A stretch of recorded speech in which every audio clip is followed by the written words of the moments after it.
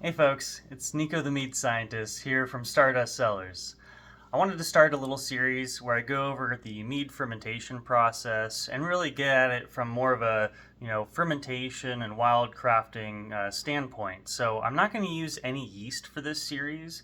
It's going to rely solely on wild fermentation, the indigenous yeast that live in honey and fruits in the air. There's yeast in your hands, just like when you make sourdough. Yeast can come in from any direction, inoculate, and ferment. And it's our jobs to make this yeast really happy, to really get it going, and to have a successful fermentation. It's going to require a little bit of knowledge of science and how fermentation works, the microbes that are at play in wildcrafting, and what kind of nutrients you're going to need for this to be successful.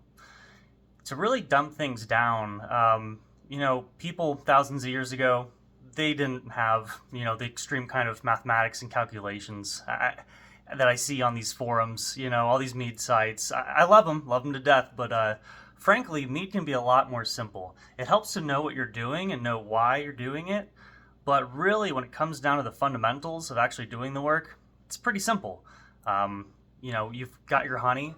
I always recommend using local honey, something fresh. The more fresh it is, the higher of a yeast count you'll have. So you'll have more cells per CFU or per mil, and you're going to end up with an easier time if you start off with a higher inoculation level. Additionally, I recommend using fruit that hasn't been sprayed with any pesticides, has a healthy yeast bloom on its surface.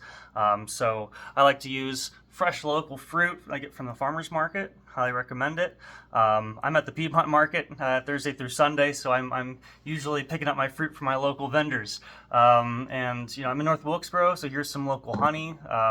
Got this just last year, so it's not super fresh, but it's liquidy. It's not super crystallized or anything yet, so it's definitely got a nice liquid level, a nice bit of viscosity on it, certainly, but yeast will be happy. There'll be a lot in here. So we're just going to mix our local honey and some fruit together. And most importantly, what is mead mostly made out of? Water, right? So this is clean filtered water.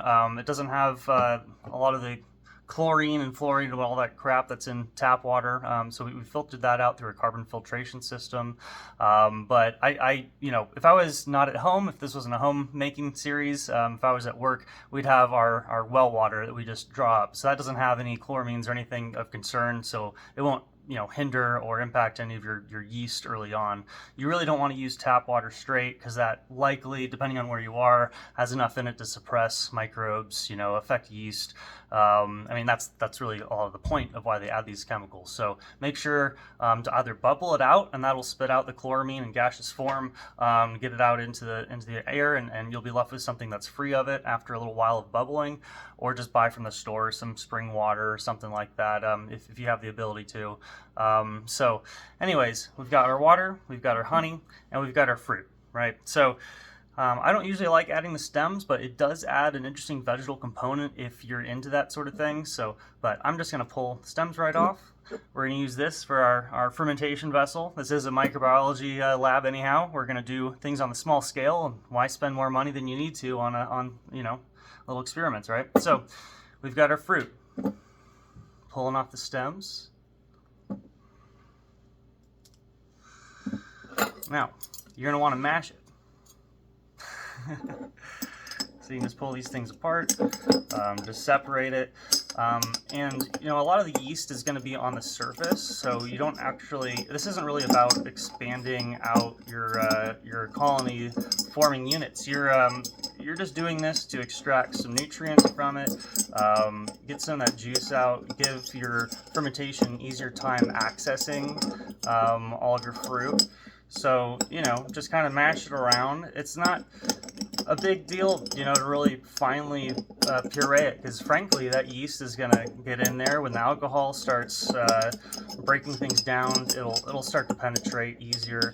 Your yeast will start to penetrate it. By the end of fermentation, you've got most of it out. But I do recommend doing this to get a lot of nutrients out early. Early fermentation, you want to really let what's there have at it and boost things up. So yeah, just a little bit of mashing, and we've got a jar with some local strawberries in it, right? So next, little honey. Now, the thing about mead is it really depends. The amount of sugar that you have initially is going to be the fruit plus your honey. So the more sugar, the more alcohol, because yeast will convert sugar into alcohol. Now it's going to depend on the strain, what kind of wild fermentation yeast bacteria they're going to have different efficiencies for their conversion. But every time you do this, you'll see it kind of go up and down. It's not 100% straight calculations, because you don't know what kind of yeast you're going to get with a wild fermentation. But I like to do 1 part of honey and 3 parts of water when I'm trying to get a 14% alcohol mead. That's just a standard. That's what we do at Stardust Cellars. It just makes things easier to once you get down a rhythm routine of what you like to add. I like those ratios. It just works for me. Makes me happy. So, and from there you can dilute, add more water, less water if you want to increase or decrease your alcohol. Now this is just some bootlegging homebrew, so I'm just going to add some honey and just kind of let it drizzle into there and fill it. Maybe I'll probably do about 1/5 of the way there up with honey. And once we get this honey out into here, we're just going to stir. And well, this is going to take forever, so here.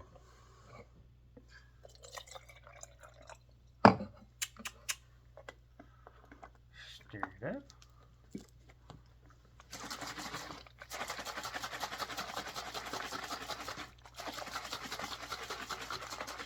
It works.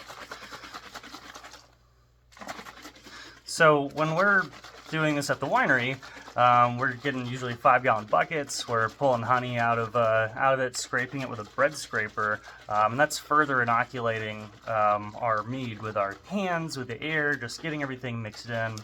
As you can see, I treat wine and mead a little differently. Mead really loves to get oxidized because there's just so much antioxidation going on here, or any preservatives in this honey. It doesn't really matter. Yeah.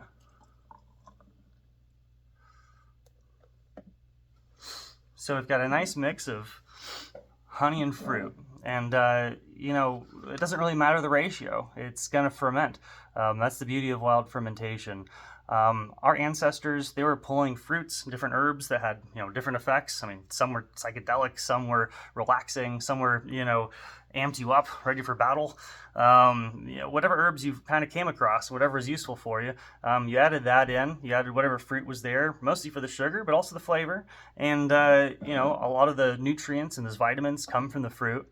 So we've currently got a little brew going. There's active, little yeast already starting to come to life and work because there's, water. As you boost your water activity, get more liquid in there, your yeast is ready to come to life. But it's been sitting there somewhat dormant for a while. A lot of its enzymes and its chemistry can't start working with the high viscosity or the high, amount of sugar that's in the fruit and in the honey. So as you add water, it's able to come to life, and its machinery starts going, and you'll probably notice after a few days it start bubbling. For now, what we're going to do is we're going to stir, and every single day stir. And I recommend stirring heavily, splashing and splashing. At a winery, we do 15 minutes a day per tank of just getting up there, splashing, really getting a lot. And we call this macro oxidation. So we're really getting a lot of oxygen in there, and that's going to allow our fermentation to be successful because our yeasts need a lot of oxygen early on in order to start building healthy cell membranes, and that's going to allow our yeast to have a really high tolerance to alcohol as it starts building, and to replicate quickly and get out of that leg phase as fast as we can. So healthy stirring at the beginning of fermentation. Make sure you have nutrients. Now if you don't have fruit, you're probably going to have to add something with nitrogen and probably some B vitamins. Otherwise you're not going to have a lot of success. Yeast uses up a lot of nitrogen when it starts going. Early fermentation, if it's not happy, you're going to get a lot of really nasty flavors. And this is because it's going to start using genetic machinery that lies dormant when it's happy. When it's not happy, it doesn't have what it wants, it's going to take what it wants. It's just going to do it in a way you don't like. So it's going to start making really nasty compounds like fusel alcohols and all sorts of weird things that may or may not be good for you. But that's why we stir. Don't forget to stir every day. Now, we're going to cap this off Now, I usually like to have it very loosely fitting, so you can see there's plenty of room for oxygen to go through and carbon dioxide to escape. I usually just leave it, just like that. If you tighten it, you're probably going to blow this up, so I'd be careful with that. Early on, it can really grow quickly in carbon dioxide, and this cap will kind of lift up. You'll start to feel it pop. What I would do is check on it every day, open it, stir it. Once things start slowing down and fermentation kind of goes to a little bit of a dwindling bubble, that's when you start to have to think about, well, is this gonna, if I leave this open, we're gonna lose our protective layer, bugs, different bacteria is gonna get in and start fermenting. There's gonna be a lot of oxygen later on. If my yeast is starting to go dormant, go sleepy on me, my bacteria is gonna start eating that oxygen and making vinegar. So that's when you wanna seal things and burp them every day. But at the beginning of fermentation, just let it roll. Just do that. Come back to it, stir it every day. If it starts getting vinegary, make sure to seal it. But you should be good to go. So watch it and let it take off. I mean, this works with any fruit, any honey. If a certain fruit has more nitrogen than others, so you might need to add more nitrogen sources, but this is generally just how ancestors did it. And you could add different herbs to this and spices, anything that makes, in style what you like, or you could add at the end. Fruit we add early because the sugars you're going to want to ferment out to get to dryness, unless you want a flavor, kind of like a sweeter flavor at the end, but we can get to that later. This is mead making right here. All right, see y'all.